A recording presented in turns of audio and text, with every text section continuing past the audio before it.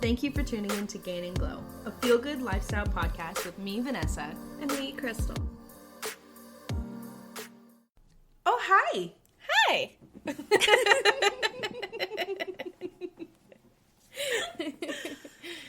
So, I've been thinking lately that I've been trying to find things to, like, make me happier.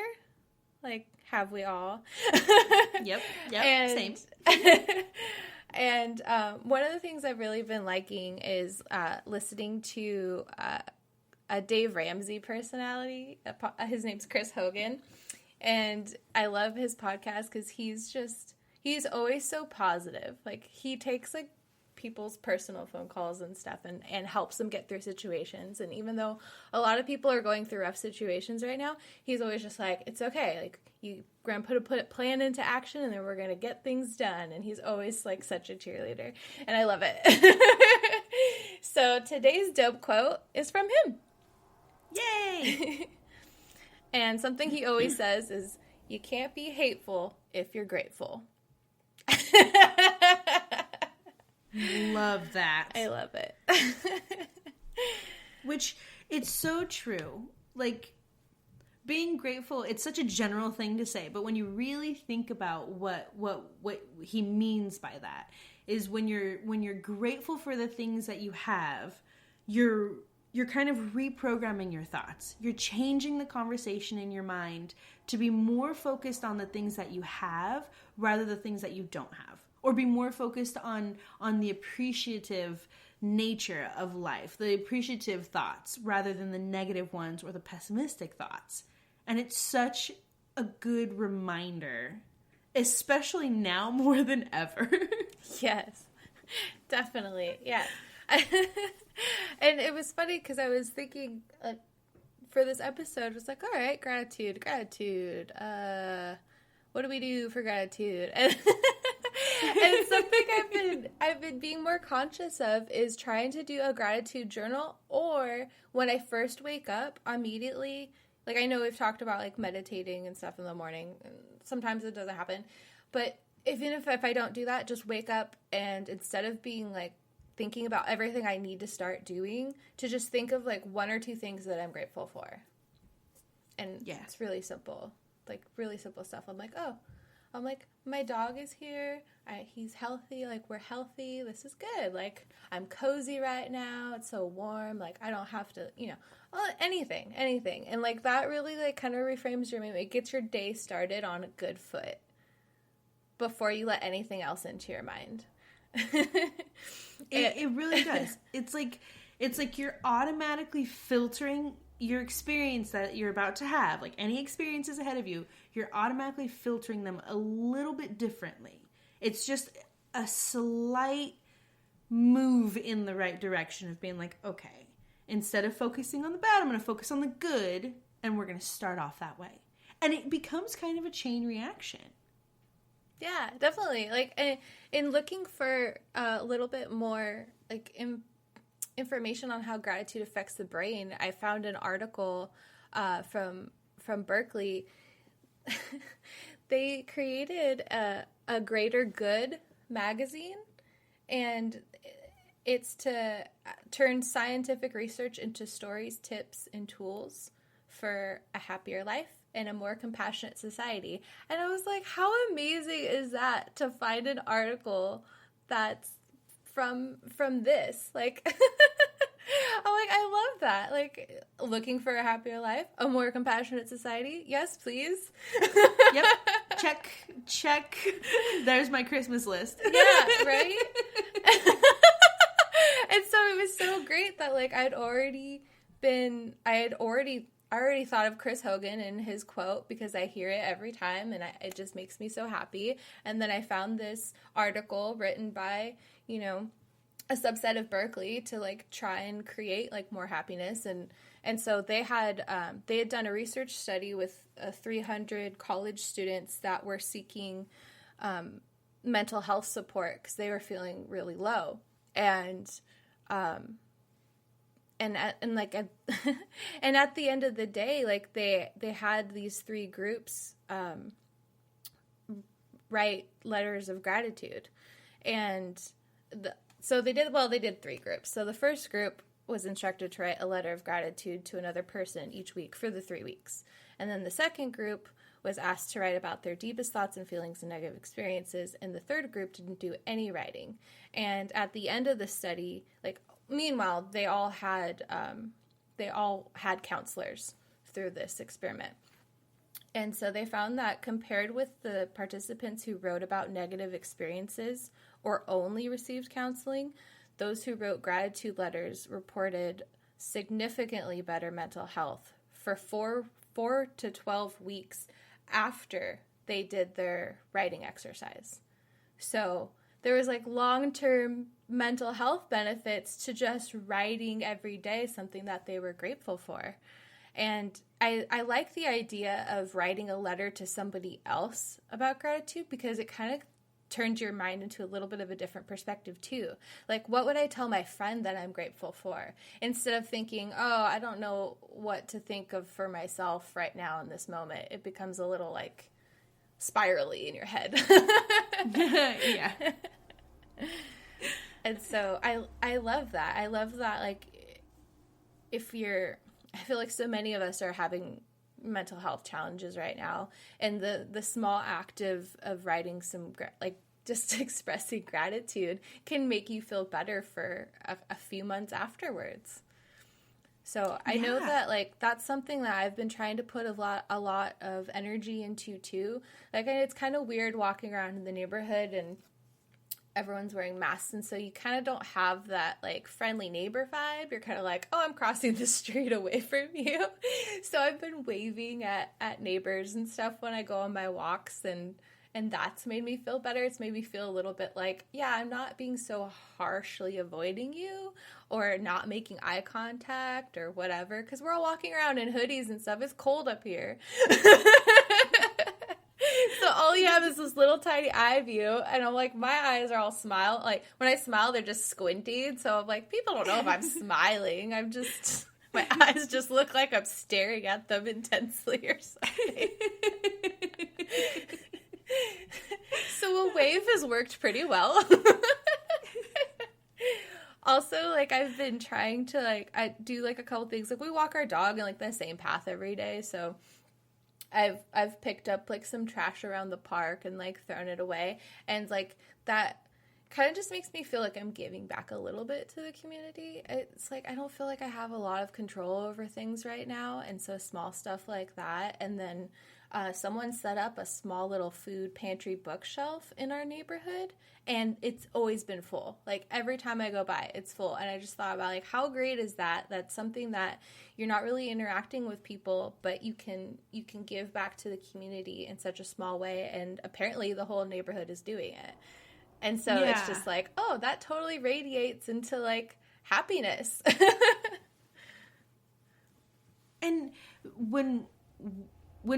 I know in the past when we've talked about, like, changing the conversation in your head and perception is reality and how to use that once you understand it, how to use it towards, like, pursuing more general happiness.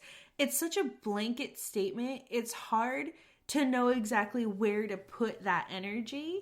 And I think practicing grateful journaling or writing letters of things that you're grateful for is I'm not going to say easy. It's not easy because in theory it's easy, but then once you really try to iterate what you're thinking, that I think can become difficult when it's a new practice. But it's a simple way to start applying that general idea of changing that conversation, which will then change your view and your perception, which will then help change how you absorb your outside world. And you're doing that where it's like this practice of gratefulness is then translating into this practice of spreading more happiness, because it's like, yes, we have masks. Yes, we're bundled up. Yes, the body language that we would normally be able to give with our faces or, the facial expressions are gone, but we can still wave. We can be grateful for the fact that we're neighbors. We have a shared experience and we're all outside on a walk. We're grateful for the outside, these tiny little things, then it turns into, okay, so how can I show them that I'm wanting them to feel this goodness that I'm feeling? I'm grateful for this. How can I share that with someone else? And giving a wave or picking up trash and knowing that someone else is going to be grateful for being able to have a clean neighborhood because of your direct action. And it's like, it starts this train, this little tiny spark of a movement towards overall general happiness and spreading that around a little bit. And I feel like we could all be in agreement that we need a little bit more of that spread around right now, but we need it all the time. Even when things are good, we need that. And so being grateful is something that you can do all the time. And it's funny, when we were talking about this episode, I was talking about how I've been having a lot of like feeling and thoughts that to me are like gray, like the color gray. And so I was trying to like think about like, what color would grateful be? And to me, it's like orange. Like orange is the color that I would say is like grateful. And it makes me think of orange leaves in the fall. And like bright sunshiny like sunrise is orange. Like orange is the color. And when I think of it, I smile. And then I'm like, my inflection goes up. And then I'm like, now I'm kind of giddy. And it makes me feel good. And when I think about things that make me feel good, that's being grateful right there. Like working out is sweaty and hot and uncomfortable. But I'm super grateful that I have a space of my own to do that in privacy. I can be sweaty, hot, and uncomfortable privately. And if I can only do 5 burpees, I only do 5. Like, that's what we do today. And so it's like shifting that thought from the things that make us feel a little gray. Where's the orange burst in that? In that same scenario, look for the orange. Look for the horizon, the sunrise. Where's the silver lining? I guess silver, would have been an easy one. But I don't know. That's too close to gray. It's like shiny gray. Shiny gray. Gray with a little razzle dazzle. Gray that's been zhuzhed. It's like when I put makeup on for a work call. It's like, yes, I'm wearing makeup and I feel good, but this is still very much a work call. I love that. I love orange. Yeah, I'm missing the like colors of the leaves right now because all my leaves are gone. I have this one tree in my neighborhood that has all its leaves, but they're all like dried up and just holding on. And I was like, it's okay, just let go. It's okay. You see the leaf, you're like, same. Look, I get it. Same. We're all just hanging on. I understand. Yeah. Feeling very dark gray. Very dark gray. I know. I have one tree, and it's the one that I can see out of one of my living room windows like the best, and it's holding on with bright orange leaves still, and there's like a little pile underneath. It's beautiful. Nice. It brings me so much joy, and I'm so grateful for that tree. Like, which seems like such a weird thing to say, but I am. I'm so grateful for that tree. Because even when it's like frozen and dull and like gross outside, I'm like, well, at least the tree's still orange and it's bright and it's shining through the gray. That's so true. But I'm grateful for my tree out my window too, because even though it's lost all its leaves, the squirrels run back and forth all day. So I'm like, oh, cool, the squirrels are on. I'm going to watch them for a second. Oh, that's so funny. So I have been watching a lot, which is also probably why I'm so into the colors right now, maybe. I don't know. I just figured this out. But I've been watching Bob Ross a lot in the evenings before I go to bed. Happy little trees. Happy That'll little trees.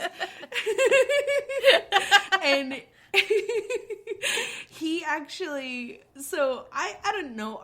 My mom is a really good painter. She's a really good artist. And when I was little, she watched a lot of Bob Ross and painted a lot of that stuff.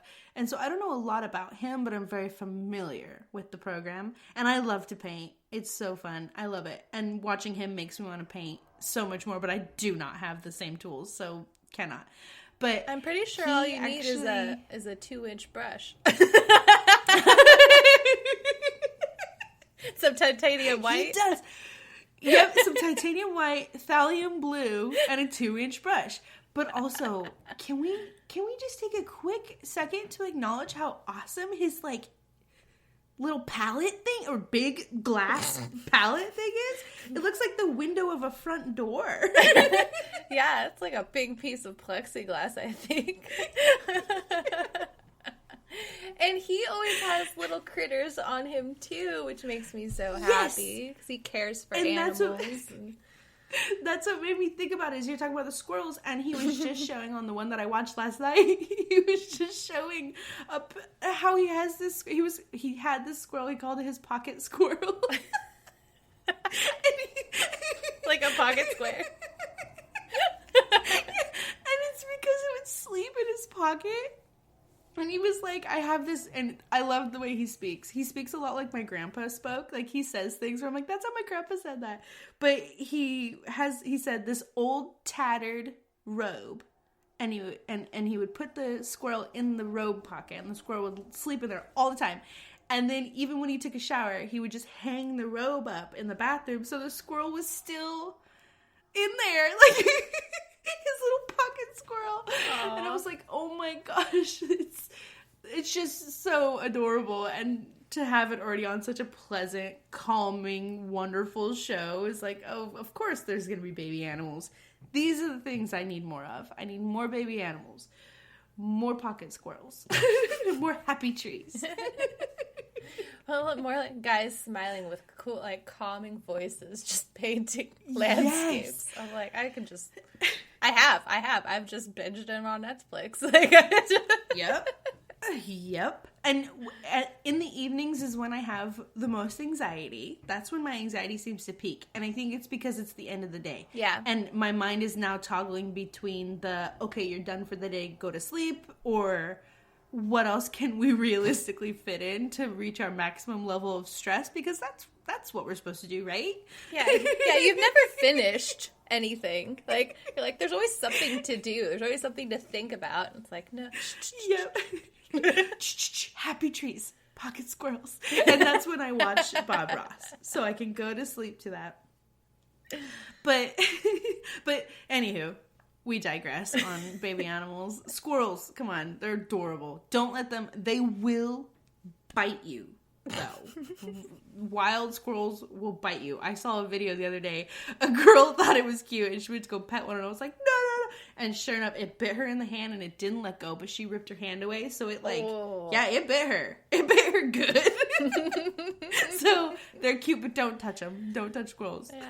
I've been seeing so many cute things, too, of people, like, making little mini picnic benches for visiting squirrels, so they could, like, sit out there and eat their nuts at the table. It's just I love it. So I think it's so cute. Like, it's so funny. I've seen more of that this year, I think, because everyone's been home and they're like, oh, how do I entertain myself? I'm going to make a picnic bench for a squirrel, and I'm going to put some nuts out there, and boom, entertainment.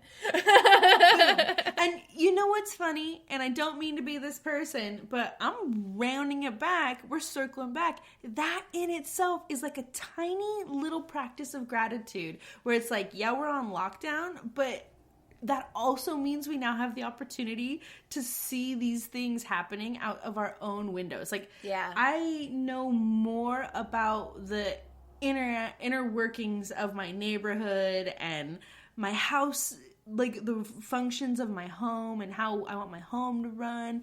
There's so many good things that can come out of bad things. And I think the practice of gratitude is almost like giving ourselves permission to enjoy things even when it feels like we're not supposed to. Like, we have a global pandemic, so many people are on lockdown again, or like us have consistently stayed on lockdown, and it's like you almost feel like you're not allowed to enjoy things because things are so bad, but you are. And practicing gratefulness, you're giving yourself permission to find little bright spots of orange in the gray a little bit. And this is something I feel like we're going to always obviously consistently come back to. It all plays into the greater scheme of the happy life. It's one of those little tools to put in your box to be like, okay, during tough times and during good times, I can practice gratefulness, mindful gratefulness, when I need that pump, that natural buildup of something. Definitely. I love that. It's something that I've been I've been occasionally coming back to. I think only in the last couple months have I been trying to push harder to like find things to focus on, to like be happy about. And I think that's just because for all the overwhelming thoughts about everything happening in the world, it's like, oh, how do I counteract this? Yes. Because I need some balance, and I don't feel like I have balance right now. And so I don't feel like a lot of people do either. So I mean, we're all about creating habits, healthy habits, right? Like trying to maintain those healthy habits. And it's like, it's a struggle. It's not something that like, it's not like every day I think of something I'm like gratitude wise, but that I try to be mindful too of when I do think of something I'm grateful for, to lean into that. Like if my dog's like whining for me to pet him, I'm like, okay, I'm just gonna, put my phone down and I'm just gonna pet him for a minute. And then it makes him happy. And then when I'm all stressed out and I'm like complaining to my husband about whatever, my dog gets all sad by it. And so it's like, I'm like, I have to manage my emotions for my dog so he can be happy too and be calm, because it's like I don't want to push negative emotions onto people, let alone my pet. That makes me very aware of how it makes him feel. Your dog is very much an empath. I guess most dogs are, but he's real tuned in. He's dialed into your channel. Yeah, we're on the same frequency. It's like very aware of that. He's adjusted so much too to like being home that we have to go to the me and my husband both have to take him outside, and then he goes to the bathroom, and then we go to the park. We walk to the park, and it's every day. Like, every day it has to happen somewhere in the morning, maybe by lunchtime at the latest. And he's like, this is what we do now. We are all home. We will walk as a family. And I'm like, okay, you know what? Like, I do actually need to get some fresh air. I do need a little bit of exercise. But, like, do you have to make sure this happens every day? Right, and it's funny because there's every situation has two sides. It's like one side is, oh my gosh, why does this have to be every day? Like, why? I don't know if we necessarily need this consistency. But then the other side is, okay, it's motivating me to go every day when I know that if I skip more than one day, I'm gonna have a bad day from the lack of outside. Yeah. Like it's this shift in the mindset of it, of being like, okay, I guess instead of being frustrated, I can be grateful that he's keeping me to my healthy habits. Keeping me consistent. Which I want to just reiterate, like I said, it's not easy to do. It is not easy. No. And I strongly dislike how much pressure we get from society, social media, movies, especially during this time, to be grateful. Like, Thanksgiving time was so flooded with everyone posting the daily grateful thing and, expressing publicly how grateful they were for things. And it's so nice to see that, and I love seeing people practice that. But sometimes when you're not feeling exponentially grateful, then you can feel a little bit pressured by stuff like that. And it's like, when you start to feel like this, okay, spiral of, well, now everyone else is grateful, what am I grateful for? It could get a little stressful. And it's like, no, you just got to dial it back in. It's not easy to do it. It's not easy to say it and feel it at the same time. It's not always easy to write it and feel it. There's a connection that has to be made there. And like you said earlier with the with the study, it takes time. It took time for these practices of gratefulness to take effect, to have these lasting effects. The good thing about that, though, I guess the orange burst, is that because it takes time, it lasts a long time. But it takes time to get used to it. I still struggle with the actual practice of like, okay, I'm gonna sit down and take my pen and my notebook and be like, I am grateful for, and I'm a sucker for lists, so I'm like, number 1, boop, whatever, like flan, and then number 2, boop, flan, number 1 thing I'm grateful for right now. Do you like how that made the top of the list? Like, didn't even have to think about it. Came right off the brain. Just flan. I'm grateful for flan. It's custardy. It's sweet. It's delicious. It never lets me down. It's great. Consistently flan every time. Flavorful, loving, aromatic, neutral flan. I don't know. That was nonsense. But this is probably why I struggle, because it's hard to take it seriously when you're like, I'm gonna make a list, like I'm 5 and I'm in kindergarten, but when you actually practice it and you start to try to connect that feeling to the gratefulness and you start trying to see the outcome of it, it does help. It does help. It takes time though, and it's not easy, and I feel like there's a lot of pressure to do it, and when you build that pressure, it makes it harder, and it's like, no, this is supposed to be one of those good things. This is supposed to be one of those relax things. The orange bursts in the gray. Change that focus, change that mindset, and just go down that road instead.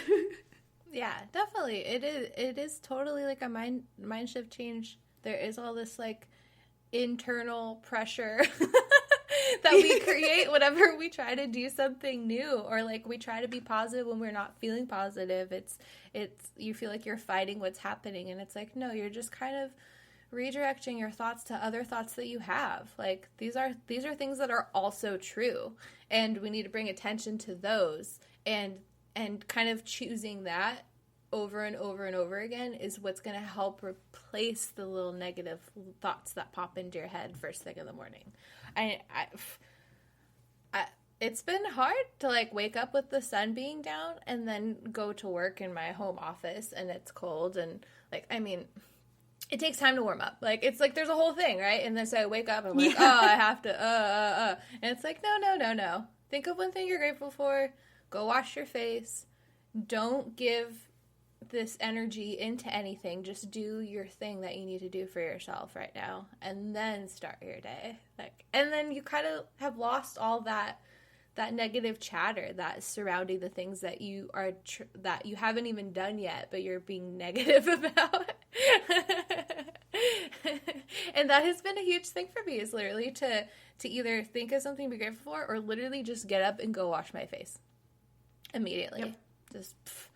Just distract yourself. Like, distract yourself, pick a thought over another thought. And I loved at the end of this this article, which was called How Gratitude Changes You and Your Brain, which you can find at greatergood.berkeley.edu. They ended it with that much of our time and energy is spent pursuing things we currently don't have, and gratitude reverses our priorities, which helps us appreciate the people and things that we do have. And I was like, that is so spot on. That's exactly what we're talking about. It's about focusing on the good that is there, even though there's other things you can obviously think about that you don't have, or that you are frustrated with, or it doesn't negate all the other things that are going on in your life. But bringing that attention and focus back to gratitude can just help us be more appreciative of what we do, and push us in that direction of like taking steps forward to getting more of like what we want too. Because it's like, if you're focused more on like what you have, and then you think, oh, well, I also would like this, and it's like, well, you're going into it with this positive energy, and you're more likely to do those things than if you were just talking yourself out of things all day. and then the end of the day comes, and then you feel bad because you didn't do any of those things, which I've done plenty of times. Right? You're investing the same amount of energy, and they'll both give you probably equal results, but in different ways. And the results will make you feel differently. And it's all about deciding and consciously making the effort to take that energy and put it in a place that's going to return it in a positive way and continue your growth forward. We grow forward and we move towards our goals by acknowledging the good and the wins and keeping that momentum with that. Yeah. I love it. I love it. I love it too. And we actually have some good win news to share with everybody. We do. We do. We haven't even been a podcast for a full year yet, and we already have 300 downloads. Yes, we're over 300 actually as of today. Over 300. And our goal was to get to 365 by the time we're a year old as a podcast. And we're on our way in a real way to that. And that's huge for us. And it's so cool. It's so fun. And it's so motivating. And thank you so much to everybody who downloads and everybody who listens. And we want to just keep encouraging you to follow us. We're on Spotify, Apple Podcasts, Amazon Podcasts, Google Podcasts, Spreaker, everywhere you find them. We're there. Yeah. We're also on Instagram and Facebook. We just created a Facebook page, and thank you so much, all our friends and family and other people we don't know, for following us.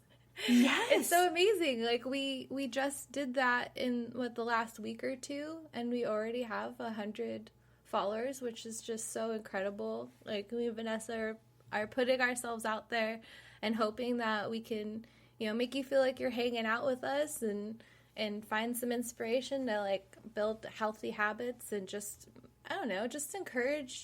provide encouragement, because that's what we're doing for ourselves too. It's just yeah. And if you feel like no one else is rooting for you, don't feel that way, because we are. You need cheerleaders, we're cheering you on. So thank you so much for listening to us. We're going to keep cheering you on. We hope you keep cheering us on. And have a really good week. Bye. Bye. Thank you for tuning in to Gain and Glow, our Feel Good podcast. I'm Vanessa. I'm Crystal. Take a deep breath. You got this. Yeah. Until next time, guys. Thanks. Bye.